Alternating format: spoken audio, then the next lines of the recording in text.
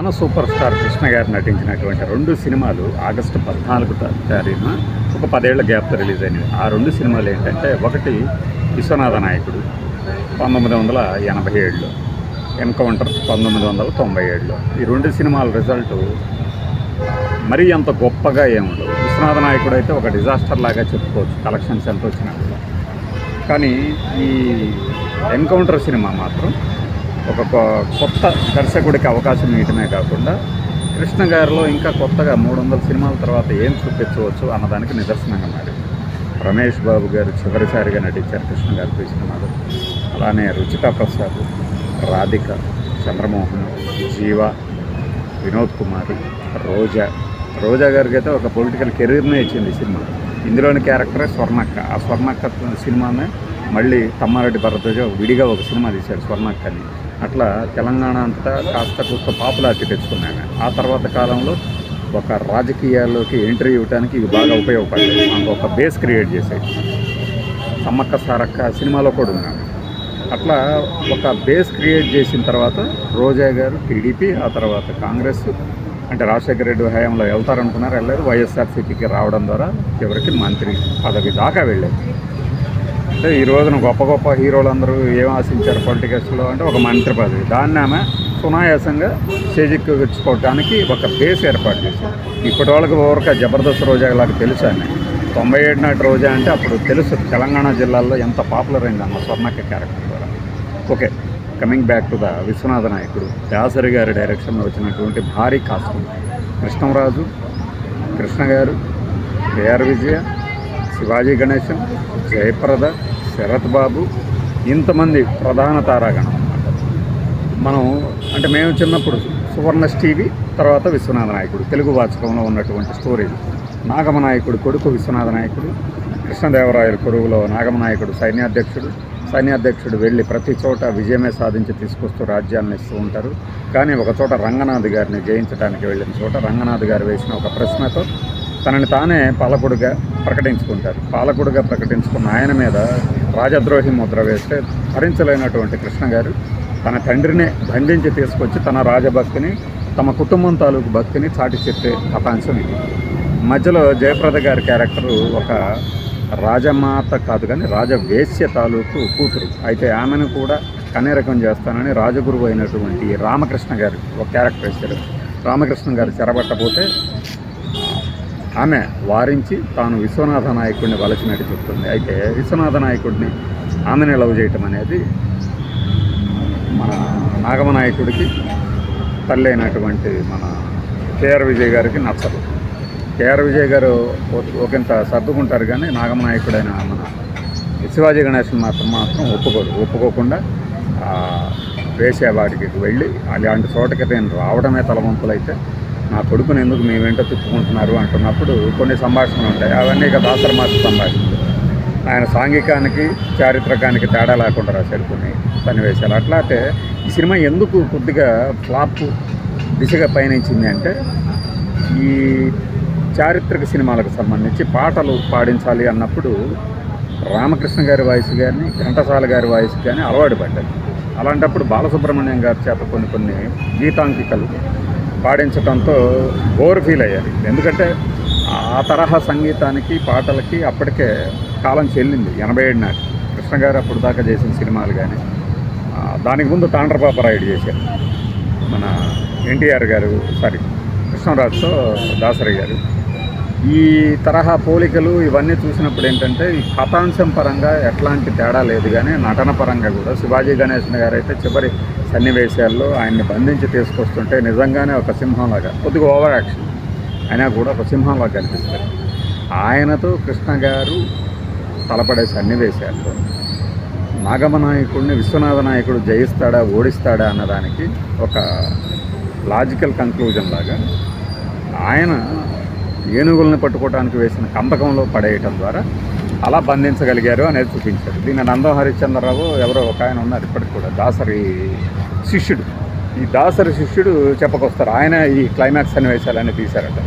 దాసరి గారికి ఎంఎస్ కోటారెడ్డి కానీ ఇట్లాంటి దుర్గానాగేశ్వరరావు కానీ చాలామంది శిష్యులు ఉండేవాళ్ళు. వాళ్ళందరికీ ఒక 4-5 సినిమాలు చేస్తున్నప్పుడు వాళ్ళ మీద వదిలేసుకొని సన్నివేశాలు చిత్రీకరణ అని చేయించేవాళ్ళు.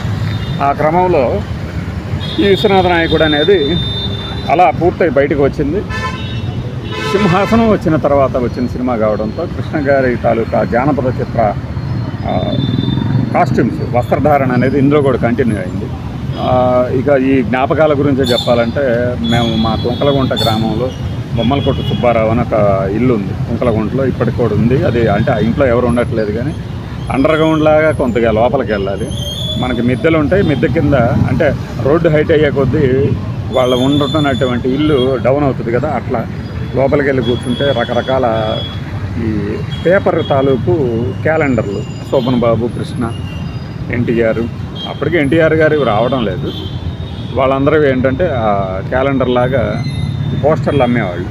అప్పుడు కొద్దిగా ఫైన్ క్వాలిటీతో ఉన్నాయి, గ్రీటింగ్ కార్డు క్వాలిటీతో ఉన్న కృష్ణ గారు ఒక బాణం ఎక్కిపెట్టినటువంటి కార్డ్స్ అవన్నీ కొనుక్కొని ఆనందపడేవాళ్ళు. ఇంకా ఈ సినిమాకి సంబంధించి జయప్రద గారి క్యారెక్టరు పెయిన్ అనమాట. ఆ పెయిన్ కలిగిస్తూ ఉంటుంది సినిమాలో.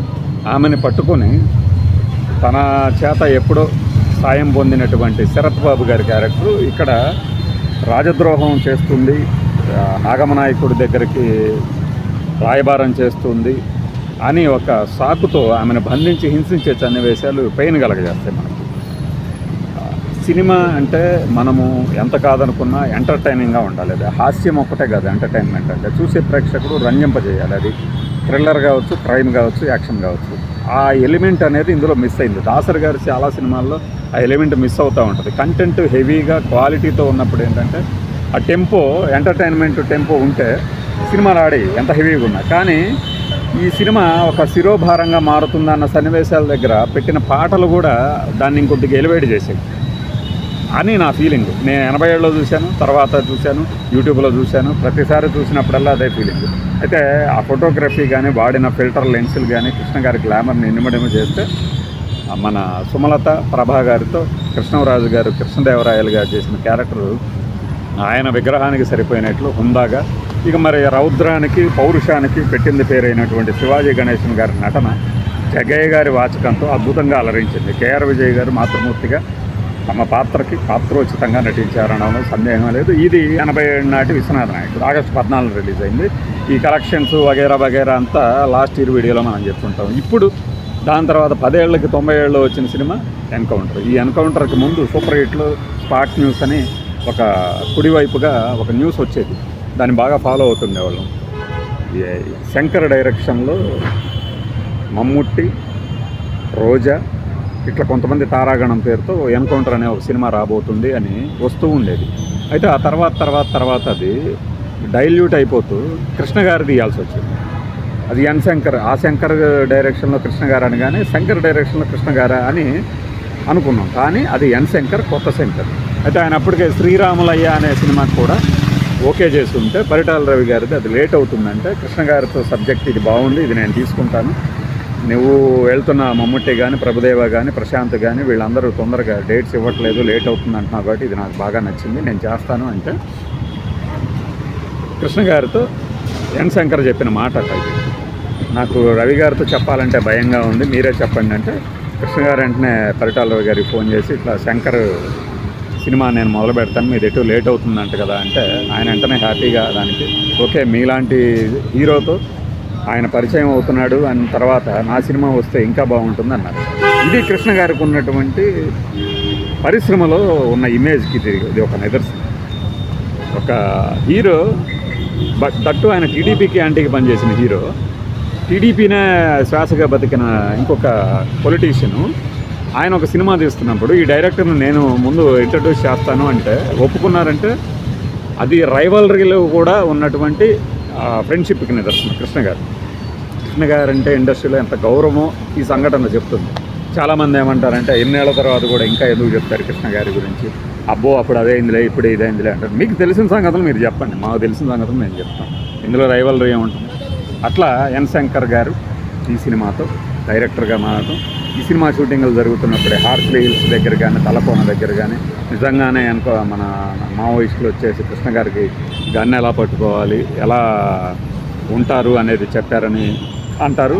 అలానే నిజంగానే ఎన్ శంకర్తో పాటు మన తెలంగాణ ఉద్యమంలో పాల్గొన్నటువంటి గొప్ప గొప్ప వాళ్ళందరూ కూడా రచన సహకారం అందించారు. ఆ తర్వాత సినిమా చూసినప్పుడు నిజంగానే విప్లవ కవులందరూ విప్లవ జోహార్లు చెప్పారంటారు. మేము ఇది గుంటూరు జిల్లాలో ఉన్నప్పుడు, నర్సరాపేటలో ఉన్నప్పుడు వచ్చింది. వినుకొండలో మా దోస్తు అయినటువంటి కృష్ణయ్యతో చూడటం జరిగిందనమాట. కృష్ణ గారు చివరిలో చనిపోతారు.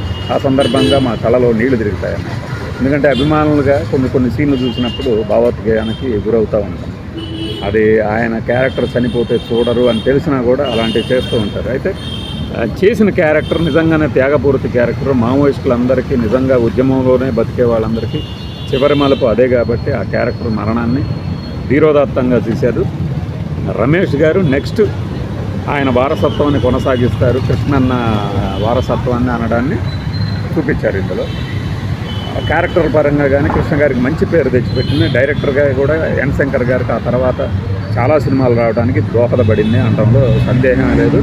నాకు బాగా తెలిసింది అప్పట్లో నెంబర్ 1 ఒకటి, మేఘ సందేశం ఒకటి, శివరంజన్ తర్వాత వచ్చిన పత్రికలు, బొబ్బిలిపులు కూడా, వాటిల్లో రాసింది ఒక టిక్బిట్స్ లాగా నేను చూసింది కూడా. రైల్వే స్టేషన్స్లో ఈ ట్రైలర్లు ఇప్పుడు వస్తున్నటువంటి మన 1 minute 3 minutes ట్రైలర్లు వేసేవాళ్ళు. అది చూడటానికి చాలామంది ప్లాట్ఫామ్ టికెట్లు కొనుక్కొని వెళ్ళి మరీ చూస్తున్నారు దాన్ని. ఎస్, అది నిజము. గుంటూరులో రైల్వే స్టేషన్లో 5వ నెంబర్ ప్లాట్ఫాము, 4వ నెంబర్ ప్లాట్ఫామ్ మీద టీవీలు ఉండేవి, ఇప్పటికి కూడా ఉన్నాయి చూడండి. అక్కడ ఆ సినిమాకి సంబంధించిన స్లైడ్స్ వేసినప్పుడల్లా చూసి ఆనందించేవాళ్ళం. అఫ్కోర్స్ మేము డైలీ రెగ్యులర్గా వెళ్ళి వస్తుండేవాళ్ళం కాబట్టి దానికోసమే కాదు, కానీ ఆ వార్త చదివినప్పుడు ఆనందం వేసిందనమాట. కృష్ణ గారి క్రేజ్ ఇలా ఉందా అని చెప్పేసి. అది ఎన్కౌంటర్ వచ్చిన సినిమా పూర్తయి షూటింగ్ దశలో ఉన్నప్పుడు అభిమానులు ఎంతో ఆప్యాయంగా కలిసేవాళ్ళు. కృష్ణ గారికి ఆ సందర్భంలో ఒక ఆయన రక్త తిలకం దిద్దితే చాలా బాధపడ్డారట, నా కోసం ఇలా రక్తం చెందించవద్దు అని చెప్పేసి. అలానే షూటింగ్ అప్పటికి ఆయనకి 50 ఏళ్ళు నిండినాయి కాబట్టి, 53 ఏళ్ళు 54 ఏళ్ళు ఆ వయసులో కూడా 6 గంటలకి షూటింగ్ అంటే 6 గంటలకు అంత చల్లు హార్స్లీ హిల్స్లో వచ్చేవాళ్ళని డైరెక్టర్ శంకర్ చెప్పడం నేను చాలా ఏళ్ల క్రితం చదివా, ఈ మధ్య కూడా చెప్తూ ఉంటారు. ఇది ఎన్కౌంటర్కి సంబంధించినటువంటి. అయితే ఆ సినిమా ఇంకా జ్ఞాపకాల గురించి చెప్పాలి కాబట్టి, కృష్ణయ్య అని ఆ వినుకొండలోనే లాయరు, ఇప్పుడు గుంటూరులో ఉంటున్నాడు మా దోస్తు. మనం ఒక వీడియో కూడా చేసాం గుంటూరు రైల్వే స్టేషన్ దగ్గర.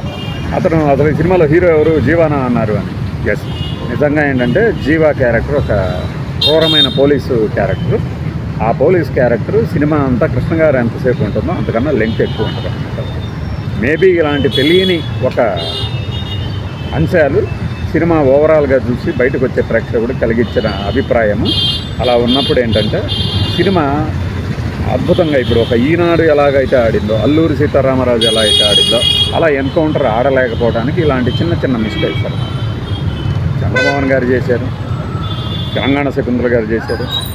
అలా ఇందులో చేసిన వాళ్ళందరూ కూడా వాళ్ళ పాత్రలు మీరు ఇప్పుడు చూస్తే మనకి యూట్యూబ్లో ఉంది, చక్కగా చేశారు కదా. 97లో ఇలా ఉండేదా, ఎన్కౌంటర్లు ఇలా జరిగాయా అనిపించేది అన్నమాట. ఎందుకంటే ప్రజల వద్దకు పాలన, ఈ అప్పట్లో చంద్రబాబు నాయుడు గారు ముఖ్యమంత్రి, అలా ఆయన పాలన మీద ఈ సెటైర్లు ఉంటాయి ఇందులో సినిమాలు. 97లో కూడా ఒక ప్రభుత్వం మీద డైరెక్ట్ విమర్శలు చేయగలిగినటువంటి సత్తా కృష్ణ గారికి ఉంది.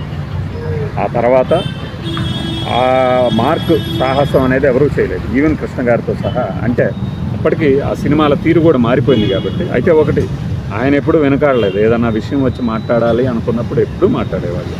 బై.